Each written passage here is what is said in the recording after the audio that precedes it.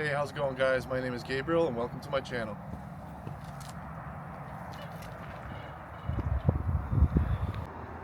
This channel is going to be about riding. It's going to be about parts install, reviews, basically anything motorcycle related, particularly Harleys, because that's what I ride.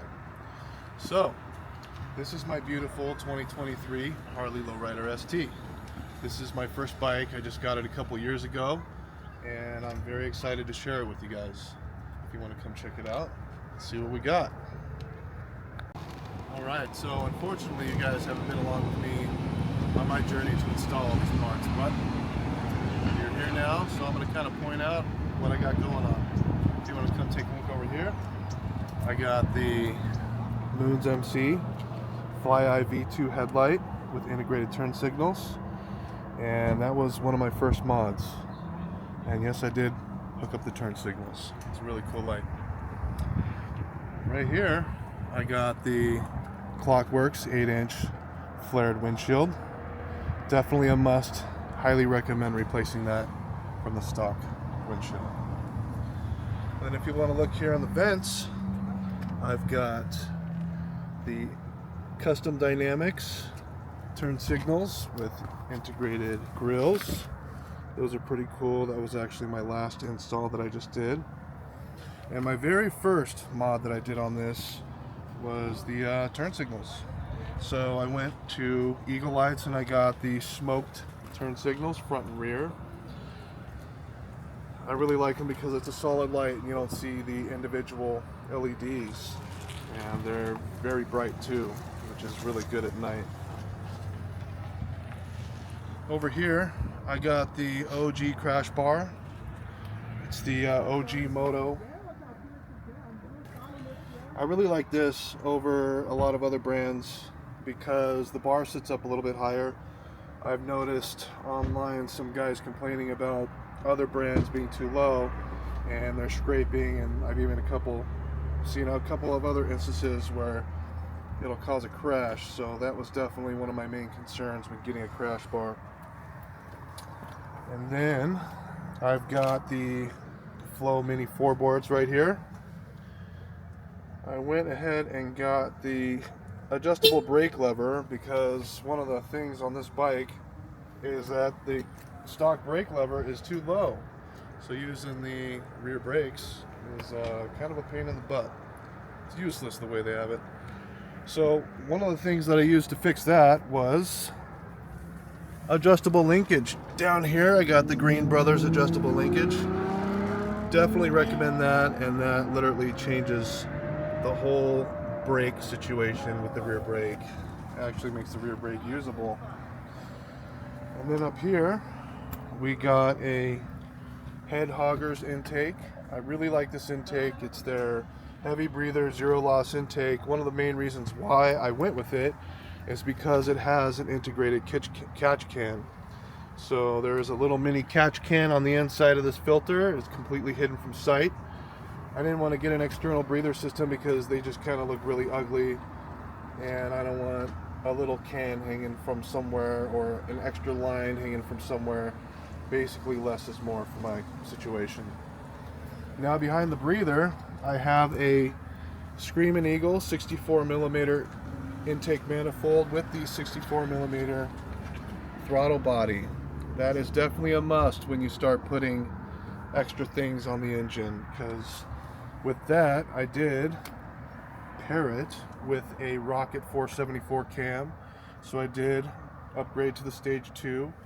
That cam is a pretty good cam, and it's a high RPM cam, so it definitely was a learning curve to riding with that cam, because I'm used to riding in lower RPMs when it was stock cam, and then after this cam was put in, there's like no power on the bottom end.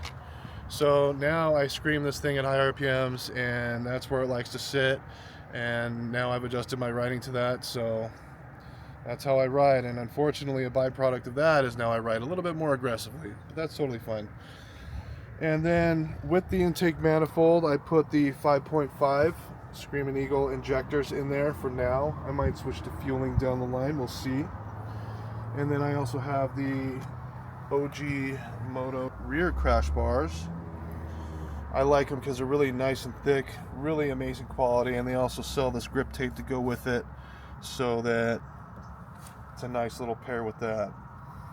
And then for the exhaust, I went with Sawicki Speed. A lot of people don't like Sawicki. I really like it. I went with a short pipe because the look is more aggressive, and the finish is very nice too. And I threw on some carbon fiber heat shields, which go nicely on there. Alright, now back here, I really hated those clamshell bags. They look so freaking ugly, especially being uneven sizes. So luckily I went with Nasty Hog. Nasty Hog makes a really nice set of bags, and these are the new style bags. I originally was going to go with Advent Black, but I didn't like those brackets that they come with that really makes the bag stick out more. So the perfect timing when I went to go look for some bags is I found these, and these go with the quick detach system that already comes on the bike. So that was very convenient, and it looks very clean, and the fit and finish is amazing. Now if you want to come take a look back here, this is a Eagle Lights rear tail light. Now I did the turn signal deletes because I was putting these bags on and I didn't realize that they were coming out with mounts that were a little bit extra wider, which accounted for those tail lights, because originally when I saw the original fitment on these bags is they were touching the rear turn signal lights. So I went ahead and just deleted them, because this rear tail light, which I got the same time when I got my turn signals from Eagle Lights, has integrated rear turn signals into this light. And I like the smoke finish. It's really nice and clean, and the light looks amazing at night. And then of course, I highly recommend one of the first mods you do is you get a license plate lay down bracket, because they look so freaking stupid with the light sticking up.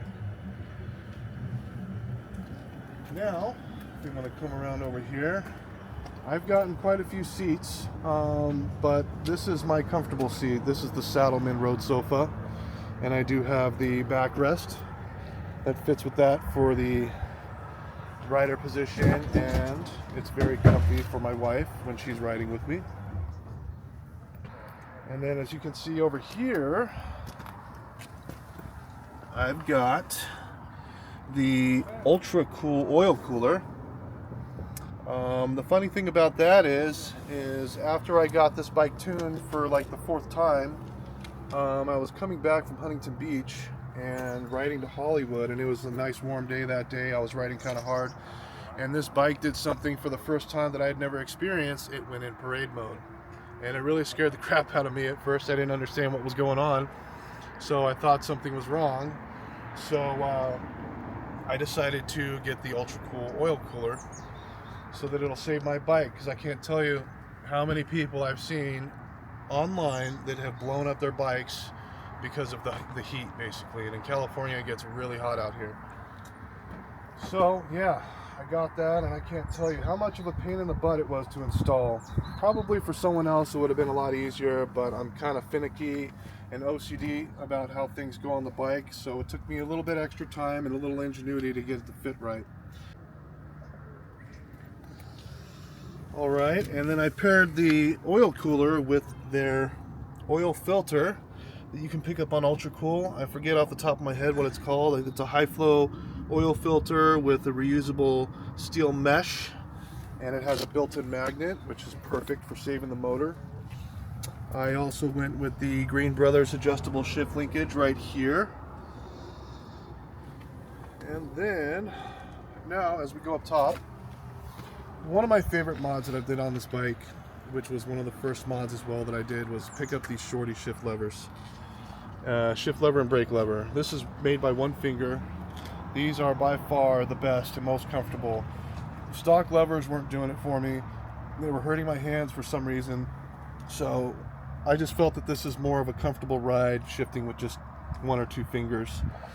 Now, the riser setup that I went with is Kraus.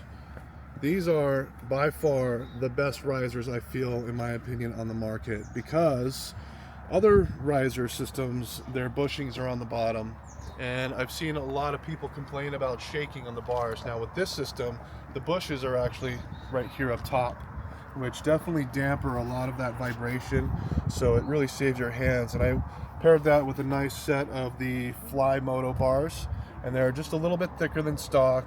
They're the ergonomics on these, the bends on these are perfect. My hands are literally in the most perfect position possible.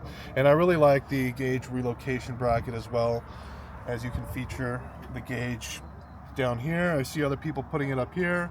I went with it on the bottom. It looks really clean, very nice. And now, if you noticed, I have a big screen TV on my bike. Now this thing, I went with a couple different options at first. So my first option was the Garmin Zumo XT2. That's a really good system. However, I think it's more of a better system for enduro bikes, like bikes basically riding off pavement, basically when you're riding up the mountains and trails, because it literally has the maps of all of that. But for some reason, it was being a little weird with my Android phone, so I decided to go with more of an Android Auto friendly system, and that is the Carpa Ride. And I also didn't know when I got this thing that I probably should have went with the smaller option, because I didn't realize how big a 7-inch screen is going to look on my bike. But here we are. Only downside about this screen is that it gets really bright at night. I still have to figure out the night settings on it so that I'm not blinding myself at night when I'm riding. And then lastly, I kind of went with these stylish mirrors. For some reason, I just didn't like the way the stock mirrors looked. So I think these are like Edge something, and these are Harley mirrors. Really nice mirrors. And then lastly, I got these machine grips right here. I had the Dominion grips before. I like the thicker grips, but I saw these online, and apparently the ergonomics are supposed to be really nice on these grips. I like how they're thicker in the middle and then they taper down on the edge. So I decided to give them a try, and so far I like them. But I think I'm going to be in the market down the line to get a little bit thicker grips, because I have really big hands. So that is pretty much that on the bike. And yeah. So today I'm going to catch some riding footage, and I also have some other stuff that I'm going to be installing on the bike that I'm going to take you guys along on the ride with, and I'll probably think of other stuff that I've done to it that I forgot about now, and let's have some fun.